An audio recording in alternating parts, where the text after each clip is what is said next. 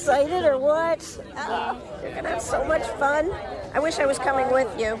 I already know what one of my head counts. That's what it sounded like Sunday in Halifax when Karen Conter said goodbye to her oldest grandson, Reuben, before the 6-year-old climbed onto the bus and headed off to Camp Kadimah. It's his first time attending the historic Jewish sleepaway summer camp in Nova Scotia. And when Karen said Reuben was going to have so much fun, she should know he's the 4th generation in the family to attend the camp at Lake William. Karen's mother went to Kadimah in 1945. Karen herself was a staff member in the late 70s. She even met her husband there, and their children each went for about a dozen years.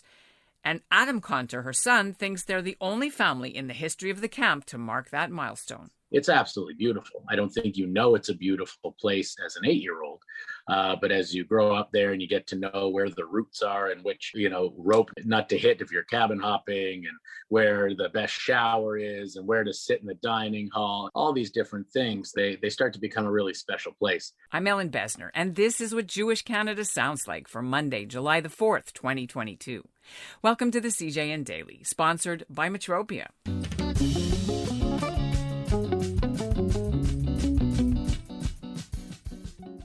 Camp Kadimah was founded in the 40s to help Jewish kids from small communities in the Maritimes have a place to meet each other. Many lifetime friendships developed, even marriages, and more recently a substantial cohort of alumni now come from Ontario and Quebec. The camp's been shuttered for 2 seasons because of COVID, so to make things safe this year, sadly there won't be any visiting day. And there's lots of safety protocols in place in the dining room. Coming up, we'll talk to the 4 generations of the Abramsky-Conter family about their favorite memories of Camp Kadimah, like charging the bridge, the morning bugle. They'll even sing the camp song. But first, here's what's making news elsewhere in Canada right now. I'm Ari Sabati of Camp Gesher, and this is what Jewish Canada sounds like. We've just received word late last night that Irving Abella has died. The Canadian historian passed away on July 3rd after a long illness. He was best known for co-authoring the seminal book None is Too Many with Harold Troper. They documented how the Canadian government effectively refused to accept European Jews who were trying to escape Nazi Germany during the Holocaust. Abella is survived by his wife, retired Supreme Court of Canada Justice Rosalie Silberman Abella, and 2 sons, Zachary and Jacob, who are both lawyers. Abella had just turned 82 the day before he died. You can go to our website and read the full obituary. And we caught up with the Abramsky-Conter family just a couple of days before the camp bus left. Here they are in order that you'll hear them. First, the family matriarch, Shirley Abramsky. She zooms in from her home in Toronto. She's 87. Then Reuben Conter joins. He's 6. He's in Halifax with his grandmother, Karen Conter. And Reuben's father, Adam, joins too. So why don't we start with you, Mrs. Abramsky. It'll be 77 years since 77 years ago you started going. I went in 1945 for the first time and 46 for the second time. Did you ever imagine when you were 10 years old that your great grandson, who's almost the same age as you, is going to be following in your footsteps? No. Reuben, have you ever been to Camp Kadimah before to see it? Yeah.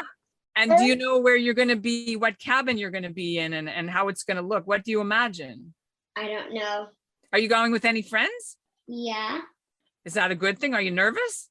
No. Who's going with you? Jackson, Lila, and Zavin. Okay. And what are your favorite sports that you want to do there, or your favorite activities? Canoeing, pedal boating, and water skiing. Aha. And What? are you bringing anything special with you to camp? Something to... No, but I'm bringing makeup. What are you going to do with it? You already know what everybody does with it. They have plays, so he may help out with the makeup on plays or getting dressed up, costumes and such. Cool. Now, Mrs. Abramsky, you went to camp a long time ago. What advice do you have for Reuben as he starts his first ever, summer at Camp Kadimah? What should he know? Well, just enjoy it and participate in all the activities. I mean, I loved Camp Brith of Ottawa. I went there for millions of years, but Kadimah seems to have something different, something special. How do you even describe it? What does that look like? What does it smell like? What does it feel like? So my wife went to B'nai B'rith of Ottawa, so she and I'll have that alumni discussion later. Going first. Look, for me, it was it was the idea of having nothing else to do but bond with other people like you, and being that, Jewish kids, we may have different upbringings, but maybe from different places or people, but when you go and you start to meet people at 8 years old and form friendships that, Kadimah did such a great job through Young Today of creating great programs that are memorable, you start to have that shared experience, and relationships are built on shared experience. And over the years, we just were lucky. We had more and more people to share that experience for. And speaking, I guess, a little bit more specifically about Kadimah, not just camp, it's a beautiful spot. It's run with great heart. Our local organization that takes care of camp cares about it. It's in our backyard. And I just think it's really something quite special. What are some of the cool things for people who, Adam, you might as well pick this up, or some of the cool features of camp? What's the bridge? So, I mean, the bridge is great. It crosses Lake William. It separates the lagoon from the rest of the swimming docks and where you'll go sailing and swimming, Ruben. So it's a neat part. It's the best view in camp. You can really appreciate how beautiful the area is. And it's a nice little test as you get as an older camper to see if you can charge the bridge, which is, leaving your cabin without permission, claiming that you've touched one of the posts on the bridge, and getting back to your cabin before you're caught. And what's the bugle? Do they still use a bugle to wake people up? The old days, I think they had less neighbors. There was the morning show, radio morning show, when I was there, 77, 78. I don't know how many years that went. My mother's day, it was the bugle, because she told me stories that I can't quite remember at the moment about he used to blow the bugle. Oh, Ralph Medjick. Ralph Medjick used to blow the bugle at camp. That's who it was. Mrs. Abramsky, tell us one of the most funniest things that ever happened to you when you went to Camp Kadimah. Can you think of something? Or an escapade or an adventure you got into, something funny?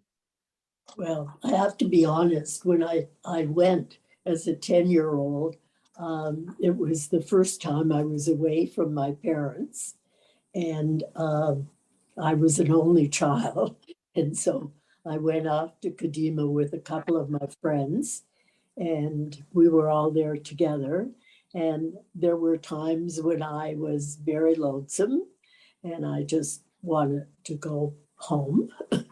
But I eventually accepted it all and had a good time and met some new girls who were in my cabin. And Betty Bloom was our counselor, and she was from New Brunswick. Betty Feinberg. Betty, yeah, she's now Betty Feinberg. It's true. So you made a friend when you were 10 years old, you still have today? Yes. Well, I went with a couple of my friends from Glace Bay. And so we were all there together. We had each other, and it was fine. Our fathers drove us, and they came to pick us up. And it was a bit of a trip from Cape Breton to Kadimah. And Adam, what's besides charging the bridge, which I'm sure you did, what's some of the funniest thing or the coolest thing you remember from your days that you're allowed to say without getting into trouble? I mean, frankly, only because I want to send him the link later. I think it's very important to remind Daniel Zatzman that I beat him in the Maccabi triathlon. So that was very memorable for me. And Karen, did you want to tell us, besides meeting your husband, of course? Yeah. What Randy Gordon taught us how to jive in 78. And yes, that's helped through many family functions and such all these years. I don't know, like both summers, they were great. I made such good friends, lifelong friends, it really sort of set the path for my life, I guess, for the last 45 years. And, but, I was looking through a few pictures. There's a picture of me, 1977, with my ski jacket on, up on a ladder, painting my cabin 9 or 10 or something. And I'm helping Ruben pack up his stuff. And I'm listening about reports of global warming and thinking, I should send him with a ski jacket. And he probably doesn't need a ski jacket. And I was thinking about pictures when the reunion, they had, my mom's year, they went with their ration cards. It was during the war. And they took their ration cards to camp. And now I'm packing Ruben with masks. Different times, obviously. But you know what? Camp is like the cottage for Howard and I. Howard was the camp doctor for many years, still helps to organize the infirmary, 36 years maybe now, and find the nurses. And, you know, we went with our kids when they were pre-camp ages with the dog. It's just a very special place. There's something in the air or something in the water at Lake William that once you're in it, you're stuck. Is there a Camp Kadimah special song? Yes. Yeah. It's changed a little in the past number of years. Can you sing the first bars? Can you tell me what it is? Can you all sing it together? Like, Do you remember it, Grandma? Yep. Go ahead. Kadimah On the mark with flags unfurled. Is it, Grandma? Yeah. stands up for unity. Unity and a World. world. Today, There you go. unity. Unity. Pardon? Yeah. Yeah, we're trying to get you to sing. It was the grandma solo time. It's so hard to get the.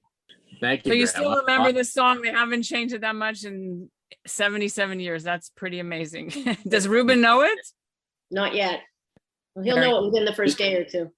Okay, Karen, what have you already sent, prepared in advance and sent already? Nothing yet? I did, actually. I sent out, he's not here, so I sent him a book on Minecraft because he loves Minecraft. You're back. Anyway. Good luck, Ruben. I hope that it goes well for you. Yeah. Watch out for the mosquitoes, eh? Are there mosquitoes? Yes.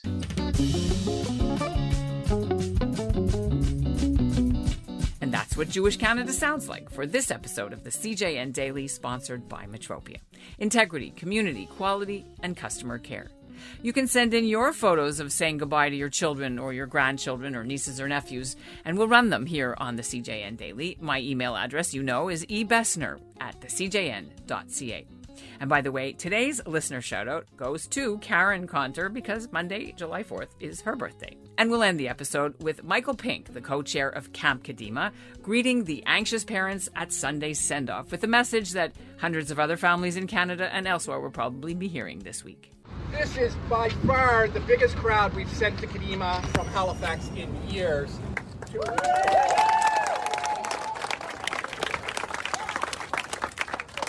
To all of you parents and campers, I really want to say thank you. We know you have tremendous amounts of choices of what you can do with your children in the summer, but the four of us up front here will tell you this is the only choice for your kids. So on behalf of the camp committee, my co-chair Michael Soberman, again, thank you for trusting us with your kids. They're going to have a great summer. Don't worry about them. Don't call us unless it's an emergency. We will take great care of them.